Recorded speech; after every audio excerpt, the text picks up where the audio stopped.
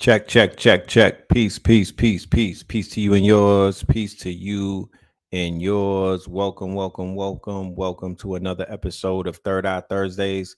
Yes, indeed. You are now rocking with your best. Yes, this is your host for the evening, Brother Red Pillar, reporting live and direct. Let me know how are we sounding on the audio. Let me know how we are sounding on the audio, please, before we go any further.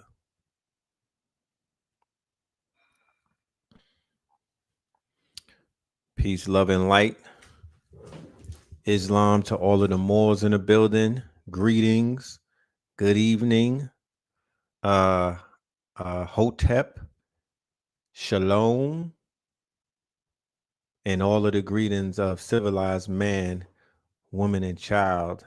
Tonight is going to be a very special night. The name of tonight's episode is A Moorish Worldview on Geopolitics and More, featuring the master teacher, Baba Tarik Bey, all right, a veteran, alumni of Know the Ledge, KTL.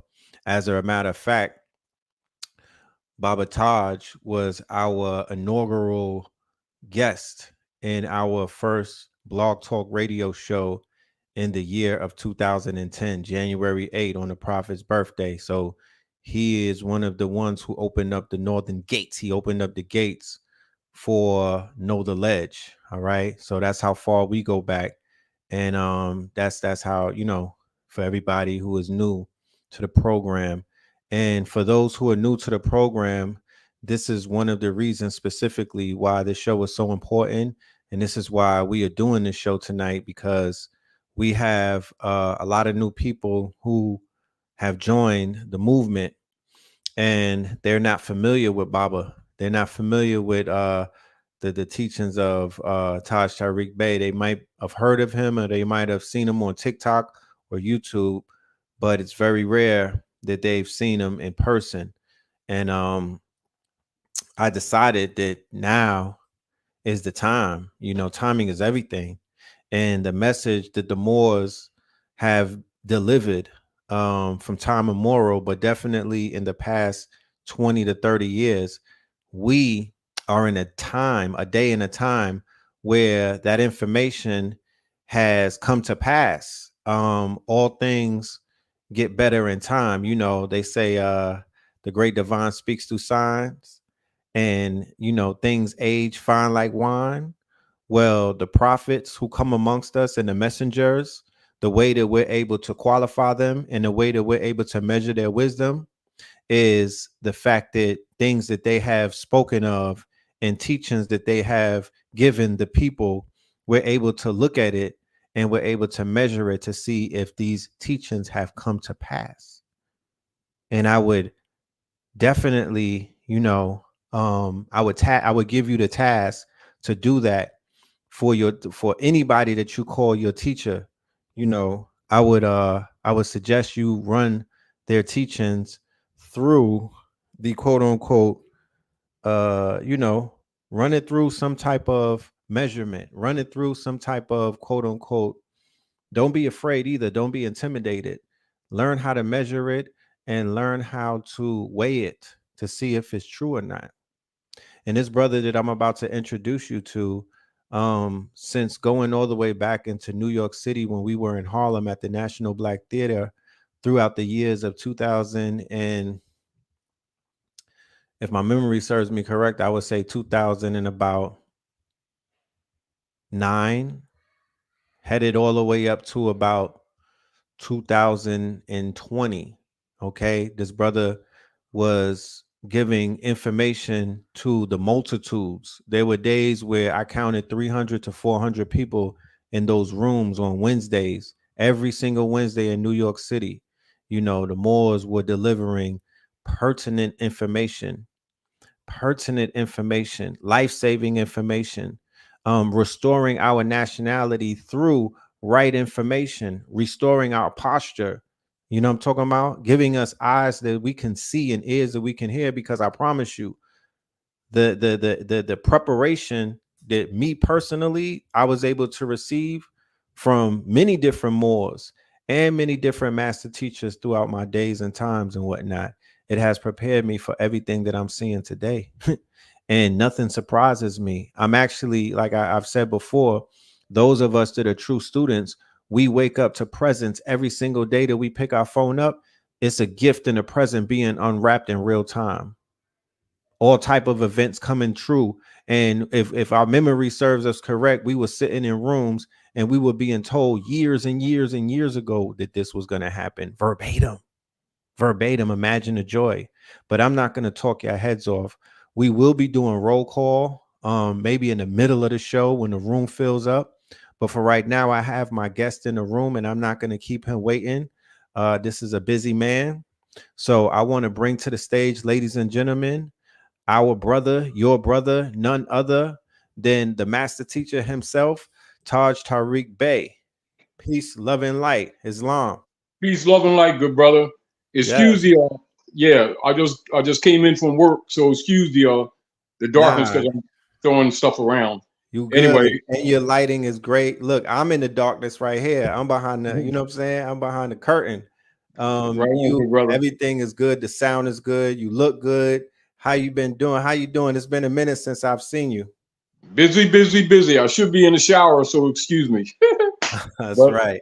doing For what we those do, brother. And I'm right. I'm I'm appreciative of you and Blue Pill for continuing the journey to help a lot of the youth coming in because you two in particular, there's been others, but you and your brother in particular have been a great bridge to the coming generations to get a lot of the concepts over to them, as well Yes. as the art and the skills that you all have been doing with your t-shirts and other things that you created that give the people a mental and social connection and also a sense of self-governing and economy. So I want to give you props for that because probably some people don't tell you, but I'm telling you, you're appreciated. Thank you, Baba. You don't know how much that means. Like it means more coming from you, Taj, because as I was sharing with the audience just now, we were in the back of those classes, right?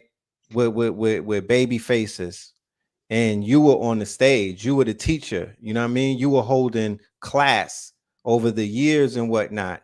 And I've been on those stages that you were standing on, and I've been, there's a vantage point that you get when you stand on those stages because you get to see everybody in the back and you Yeah, pay attention to the people who consistently are at the lectures that are either in the front row, the middle row, or the back when you're standing on those stages, and you can see the growth and development of small businesses as they grow into big businesses. yeah. You see the growth and development of people who started out as entrepreneurs and then they Hmm. become serial entrepreneurs.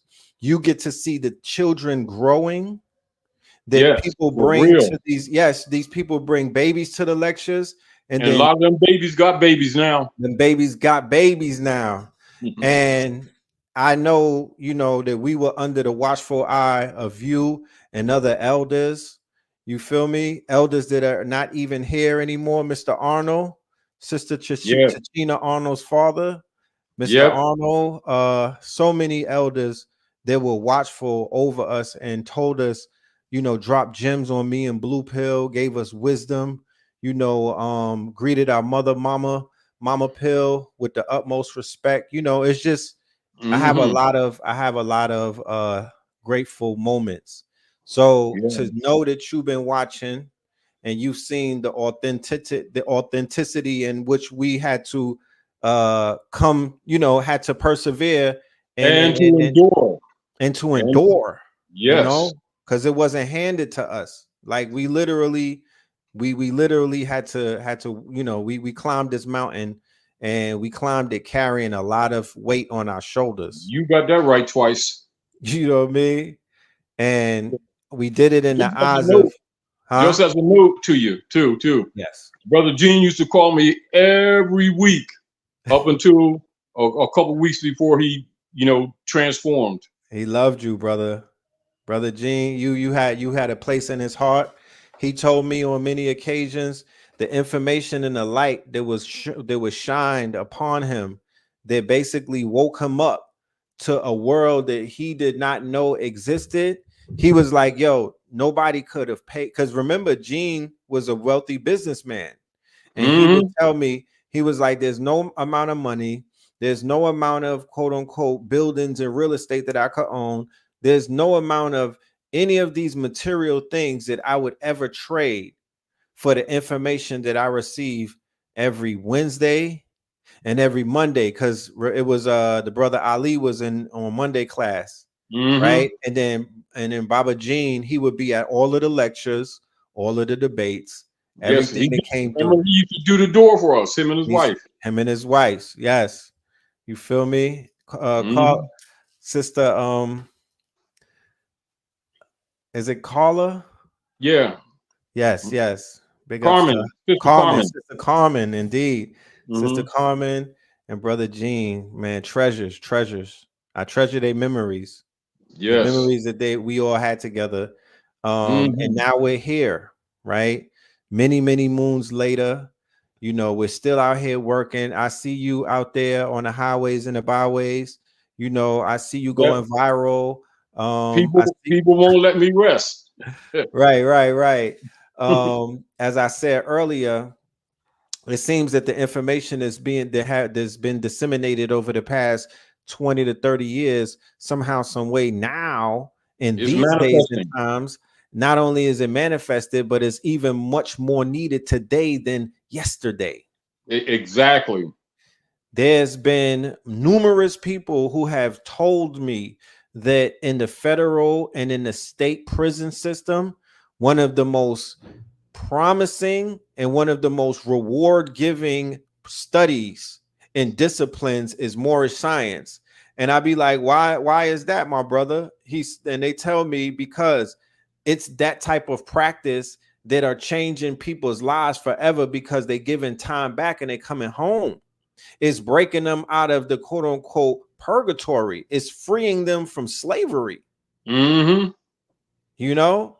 And they like, yo, certain brothers are swear, it's conforming a lot of people's mind state in a place where we would think that they would just be going to wither away or to become worse people and whatnot. But I'm here to let you know, some of our brothers and our sisters are finding the information even in the darkest of places, right? Yes. And it's a light, and it's helping them save themselves and free help their, even if they are, And actually help others. and actually help others, for real, bro, and actually help others. So the internet has been ablaze with Mm-hmm.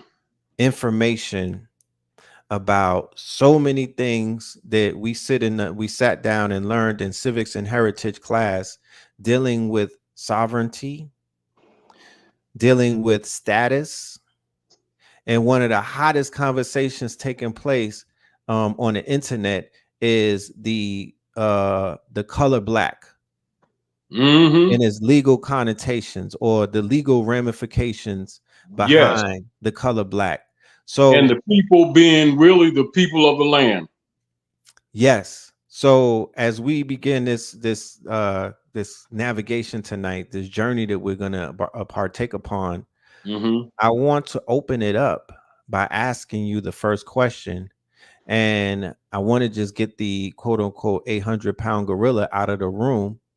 And I would like to unpack, what is the Moors, what is their worldview on this word or this color black, and how it is applied to melanated people, not only in America or Northwest of Mexico, but But around globally, the world. but around the world. Yes. All right. So remember, and it is mostly from the 1700s, around the 1795, with the phenotype mind control and social engineering paradigm of Carlos Linnaeus and Frederick Johann Blumenbach. Okay, And real those quick. phenotype, I'm sorry. mind control systems and social engineering was mainly adopted at North America Yes. under the foreign corporate operations of a United States corporation company that has been feigned as a country since February 2nd, 1871 with the Organic Act of Congress. Real quick, And I'm sorry, Kosh. I don't mean to cut your wisdom. reinforced, I don't mean to yeah, cut your wisdom. Real quick, family. There's two requests. One, I need a moderator or two moderators who are very fast, like stenographers, who could basically type some of these terms that are being said. And I also want y'all to get your pens and your pads. Do not let this information fly by you and you don't capture it, because this is a free broadcast, and you might look past that. You might you might just think that this is a regular broadcast. No, this is actually a conversation that real talk in different places, especially outside of America and in different nations. It's $1,000 just to hear information like this. So I don't want to disrupt you anyway, but I want everybody to be able to, yeah, give them, you already know we always tell the people, take notes. Take notes, because now you got AI, GPT. You could go ahead and research and really go deep dive in and take this and make some breakthroughs. So let's build. It's really interesting how the deep state actually, with infighting, released internet to the public with their infighting, but it was really not originally constructed for the public. It was actually constructed to control the public. Yes. And to some degree, now it has backfired on them, because it has given the people of the world an opportunity to talk to each other and to discover, bridges. yes, and to discover information, for the most part, that has always been held back from the public. That's a fact. Anyway, back to the Can you repeat the name of Carlos and Frederick, please? Let's start with them again, so we can get the spelling. Yeah, they would say Carol. Some would say Carolus, but Carlos, they would say Carlos Linnaeus. That was a double N. And just speak it in your speaker, and you'll get a little bit of history on him. Okay. And Frederick Johann Blumenbach. That's a B-A-C-K. H. Yeah. Blumenbach. Now they dealt with the phenotype operations to create the psychology paradigm of race, which was to be used for social control. So remember, that's 1700s, and it doesn't go back. So when you see scholars start talking about the racism and they go back beyond that, you already know that they're not being honest with the people. Right. No different than when you're dealing with the animal husbandry training by design for dumbing down conquered people, and particularly people of what you call the ancient Phoenici, Canaanite, Moabite tribes, particularly in the Maghreb, which is known as the Americas, etc. Maghreb. What about those in the Levant? Yeah, yes. And this is one of the reasons why they have always used that term. And I know people have heard that term, where the hybrid Europeans would refer to the psychosis of separating Egypt from Africa. And people who didn't understand it would say, how could they lift up Egypt and move it away from Africa? Because they're thinking geography in their mind, and really is the mind of the people not knowing that America, or what they call America, is part of Egypt, ancient. Right. And they're really not separate. And this is, again, why they've always promoted that self-hatred, that when some of the information would come out, a lot of our own people would get angry as soon as you say that they have any African descent. That's part of the mind control system. So they don't know. I'm sorry. Can you expound on that just a bit? All right. Lower Tennessee and Kentucky area is really known as Lower Egypt. Yes, indeed. It's been noted. Yeah, this is why they don't allow the common people to enter those tunnels except in limited areas.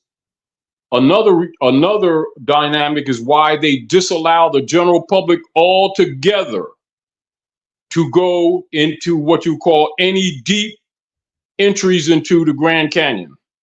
Yes, that is off limits.